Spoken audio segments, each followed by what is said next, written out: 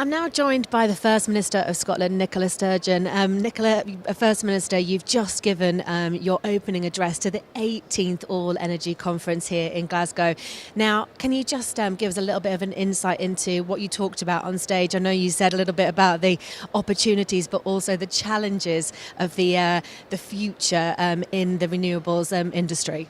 Well, what I was setting out is, well, firstly, the challenge. We know that meeting our climate change obligations will involve a huge transformation, not just in how we produce electricity, but in how we heat our homes, how we travel to work, how we make sure that we're being energy efficient. And so those challenges are understood, I think. And my view is that we often focus too much on the challenges and not enough on the opportunities, because as we make those transformations, then the opportunities for our economy through jobs, for breathing cleaner air, for living healthier lives, I think far outweigh the challenges. So I want Scotland very much to be at the forefront of meeting those obligations. We've already had considerable success when it comes to renewable electricity. We now generate almost 70% of our electricity demand from renewable sources. We now need to replicate that success in the areas of heat, transport and energy efficiency as well.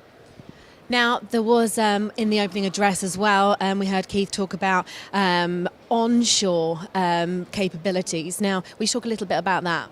Well, we're deeply frustrated in Scotland at the decisions of the UK government to effectively take support away from onshore wind development. We think that's wrong-headed. We don't think it's driven by any rational consideration of the country's energy needs or how best to meet those needs. Instead, it seems to be driven by sort of narrow ideological views. So we argue very strongly for the UK government to see sense in this and to provide quickly areas of support for onshore wind and routes to market, because, as Keith Anderson set out very well, that is a very good way of helping to meet the energy needs of the country, and to cut off that support makes no sense at all.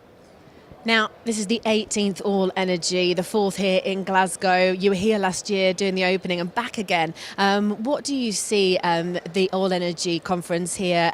What does it mean to Glasgow? What does it mean to Scotland? Well, having conferences of this scale and stature and importance in Glasgow is a huge accolade for the city, and it's wonderful to see All Energy back here.